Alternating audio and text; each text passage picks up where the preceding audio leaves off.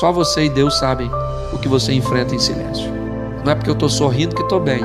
Tem dias em que eu estou quebrado por dentro, mas continuo de pé, porque a fé me sustenta. Às vezes a gente transparece a força que gostaria de sentir, mas mesmo quando ninguém vê a dor, Deus vê. E eu tenho uma certeza, a promessa vai se cumprir. O que Deus falou sobre a sua vida não volta atrás. Quem tentar te frear, Deus intervém. Quem tentar te atacar, Deus protege. Isso que hoje parece insuportável, vai passar.